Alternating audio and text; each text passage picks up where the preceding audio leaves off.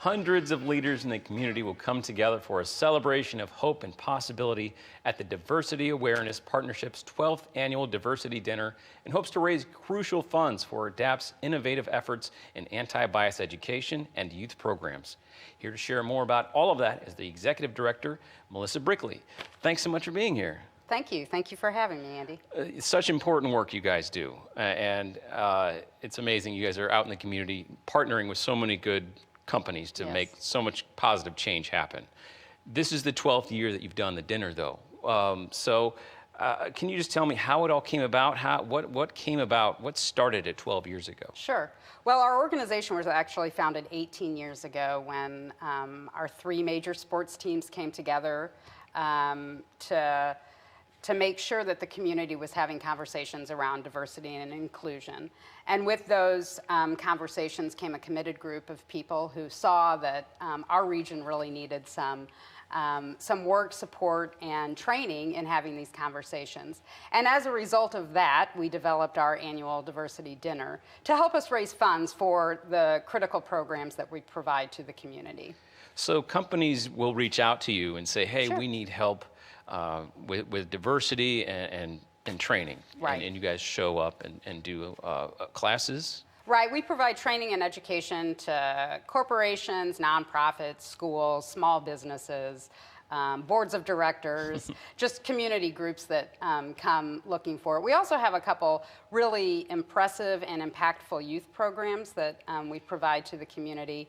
And we have a couple annual events like our annual dinner and our annual diversity summit, which is a day-long day of education around diversity and inclusion. Is it difficult to make programs for youth or children? Do you have to really try to be creative with how you approach diversity in schools?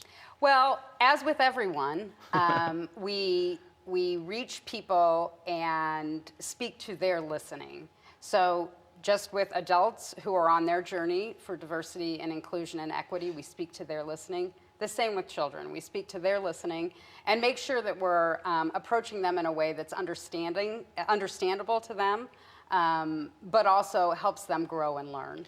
Now, I did work with a company that was earlier this year that was a little less equitable. Is what something you could do with a company like that, or do companies mainly have to reach out to you? Well, we can definitely approach a company that might be struggling. Everyone is in a different place on their journey. We all personally are on different places in our journey around diversity, inclusion, and equity, and organizations are the same. And our program can reach an organization and a person wherever they are on that journey. So this dinner, 300 companies are going to be involved. That's amazing coming together of the community. Yeah. Was that a lot of work to get all those companies on board, or were they really jumping at the chance? Well, we have over 3 dozen corporate and nonprofit partners in the St. Louis area. And in answer to your question, yeah, I think people are jumping at the chance to be a part of diversity and inclusion in the St. Louis region. This region is ripe for movement forward and hope and possibility. And so, yeah, I think they've jumped at the chance to be a part of our organization. And I'm sure our area, of course, we've dealt with a lot of things. Black Lives Matter born here. Has it been kind of almost not easier, but more aware? Companies might be more aware in our region, you might say. I really think that St. Louis is a very, very strong community ready for action and change. Absolutely, absolutely.